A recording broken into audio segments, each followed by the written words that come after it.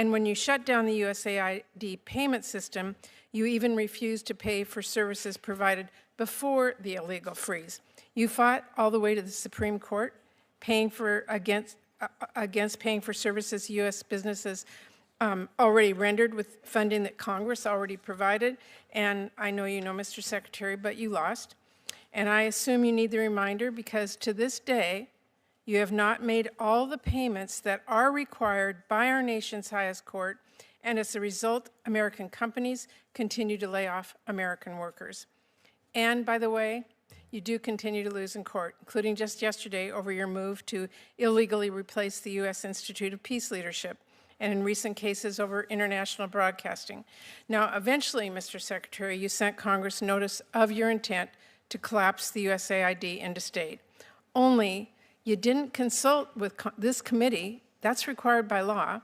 It came without justification, also required by law, and it came long after USAID was reduced to rubble. Can you tell me, will you share the text and details with my staff of your agreement with El Salvador and any other similar arrangements, including the funding details that we need to have?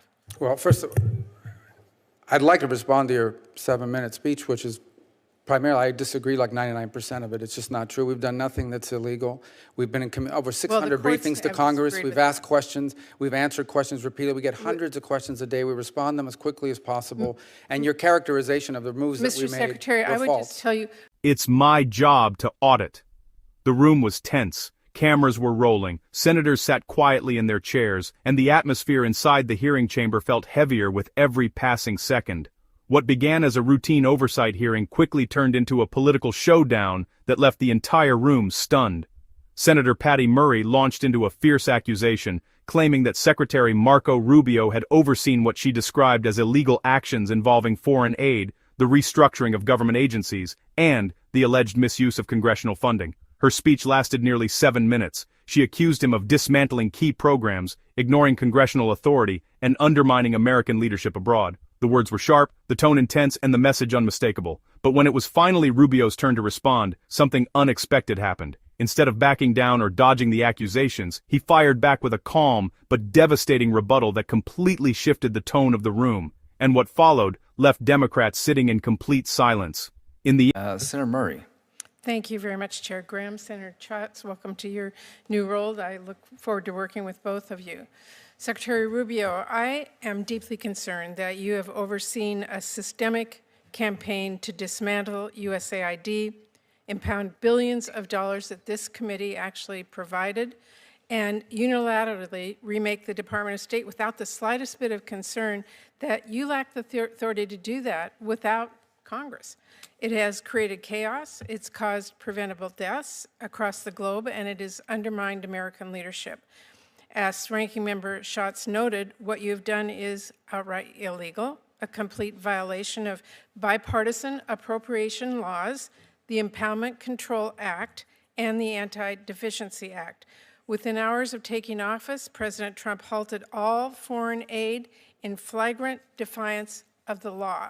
Now, under your watch, Secretary Rubio, that freeze was implemented with chaos and cruelty. And then you illegally shuttered USAID, placing everyone on leave, halting life-saving work, literally locking people out of the building and out of their devices, even in dangerous corners of our world. You paid people not to work, abandoned our partners across the globe, and chaotically recalled global staff, putting more than 1,600 Americans who served our country abroad in limbo. And when you shut down the USAID payment system, you even refused to pay for services provided before the illegal freeze. You fought all the way to the Supreme Court, against paying for services U.S. businesses already rendered with funding that Congress already provided. And I know you know, Mr. Secretary, but you lost. And I assume you need the reminder because to this day, you have not made all the payments that are required by our nation's highest court, and as a result, American companies continue to lay off American workers. And by the way, you do continue to lose in court, including just yesterday over your move to illegally replace the U.S. Institute of Peace Leadership, and in recent cases over international broadcasting. Now, eventually, Mr. Secretary, you sent Congress notice of your intent to collapse the USAID into state. Only you didn't consult with this committee. That's required by law. It came without justification, also required by law, and it came long after USAID was reduced to rubble. So sadly, disregard for our laws and values, to me, has sort of become a pattern of your tenor, revoking visas when someone writes an op-ed you don't like, or reaching a secret deal to use taxpayer dollars to jail U.S. residents in a notorious foreign prison, no due process, or pointlessly leaving food assistance to rot in storage. Actually, in Dubai, we now have 500 tons of high-energy biscuits that expire in July. They're bought, they're shipped, they're stored, all at taxpayer expense. But you've condemned them to waste, and that is one example of many. Now, another pattern that I'm deeply worried about is transparency. We have pressed you for information. Our staffs have sent you countless emails and briefing requests so we can do our job here. There are hundreds of unanswered requests and no effort to address them. And Mr. Secretary, that's got to change. Even your plan to reorganize the State Department came with no information on the 270 offices you are moving to eliminate, the proposed layoffs, or how USAID would be merged into state. I won't ask you whether impounding billions of dollars is legal. It is not. I won't ask you whether it's efficient to pay people not to work or fire them without determining staffing needs. But, and I won't ask you if cutting 91% of our counter-narcotic and law enforcement programs make us safer, abruptly abandoning agreements with allies makes us stronger, or ceding our global leadership to China makes us more prosperous. Of course not. We know that. We have worked together for years in a bipartisan way to advance U.S. interests and fund those programs. So with respect to my colleagues, how long are we going to sit here and watch this silently? Are we going to roll over as Trump tramples our laws and undermines our U.S. leadership, burns down what we have spent decades building, and let millions of people across our globe suffer and die? Or are we going to stand up, push back, assert our constitutional power of the purse? And to my colleagues on both sides, this is the moment to decide whether this committee continues to be a powerful bipartisan force, a force that I think we've all been proud of for a very long time, a force that is focused on safety and economic strength and national security, focused on leading the world in research and development and countering China and others with our soft power and our military power. Every single member of this committee knows what we are risking by letting this administration tear down so much. On USAID and other programs, we can always talk about how we can make things work better and other reforms. I don't think any of us are opposed to any of those considerations. We have been doing that in a bipartisan way for a long time. But that's not actually what Trump's fiscal year 2026 budget proposes.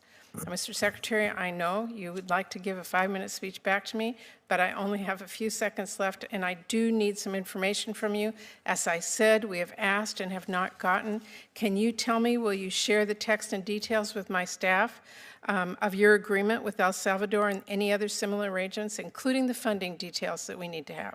Well, first, I'd like to respond to your 7-minute speech, which is primarily, I disagree like 99% of it. It's just not true. We've done nothing that's illegal.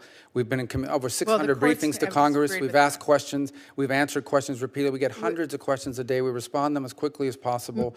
And your characterization of the moves that we made Mr. Secretary, I would false. just tell you, we are here because we need the information so that we can write our budget and on a bipartisan. Well, you'll have the information you need to write a budget. Okay, so will we get the details on the El Salvador arrangement? Yes or no? Well, which Salvador arrangement? Are you Your agreement that you've made with them about. Well, what agreement? The president of El Salvador agreed to take in 250 gangbangers, and we sent them. Funding details we have not gotten. We need to see what the costs are. Well, we haven't funded that. We've provided them law enforcement assistance. I know you just claimed that we cut all this law enforcement assistance. We provided El Salvador and other countries law enforcement assistance. They have the right to spend that money any way they wish. But they did us a big favor. They took 250 dangerous, trained out. We didn't deport any U.S. residents. No U.S. residents were reported. I'm not going to argue with you on that point. Well, there's not an argument. argument, but don't say we deported U.S. residents, because we didn't. I don't deport anybody. I'm not asking. But we didn't deport U.S. I'm asking residents. you whether we can see the details of the arrangements, including the funding details. I'm giving you as the an details. appropriation. The arrangements are we provide law enforcement funding to El Salvador, among other countries. How they choose to spend that money internally is up to them. I take that as a no. How But I about- can tell you, Can you give me the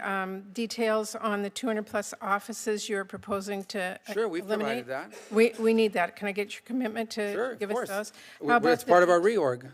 How about the details and justifications of your proposed rescissions from programs you claim are out of alignment with administration priorities? Are we going to get the details of that, funding priorities? On rescissions and impoundment and things of this nature, that's obviously an OMB function, and I would talk to them about that in regard to what's going to go on with that money. I can tell you the contracts we canceled, and I can list to you the contracts we canceled and the rationale why, because I went through them Can you get myself. those to us, like, today? So we can contracts? make our- Yes, and the funding arrangements that you've made. That's what I'm asking for. Funding arrangements with who? For any of the rescissions, for any of the funding, for any of the multiple congressional directives that you have given out, so that we, as an appropriations committee, can make our funding decisions.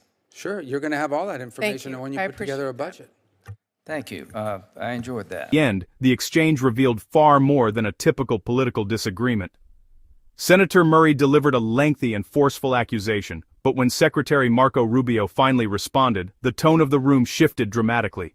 Instead of appearing shaken or defensive, Rubio answered with confidence, clarity, and a steady command of the facts. He rejected the claims that his actions were illegal, explaining that the department had remained in constant communication with Congress and had provided hundreds of briefings. His calm responses contrasted sharply with the intensity of the accusations, making his arguments appear even more convincing. Rubio emphasized that many of the claims being made simply did not reflect the reality of how the department had operated. By carefully explaining the policies and correcting what he described as misunderstandings, he turned what could have been a damaging moment into an opportunity to defend his leadership. The discussion about El Salvador, in particular, showed how quickly narratives can collapse when confronted with clear details. Rather than allowing the accusations to dominate the conversation, Rubio redirected the focus toward the actual facts surrounding U.S. law enforcement cooperation abroad. As the questioning continued, it became increasingly clear that the sweeping claims made earlier were not as solid as they initially sounded. The hearing ended not with a dramatic escalation, but with a quiet recognition that Rubio had effectively stood his ground. For many watching, the moment served as a reminder that calm confidence, clear explanations, and firm responses can sometimes be the most powerful answer to even the harshest accusations.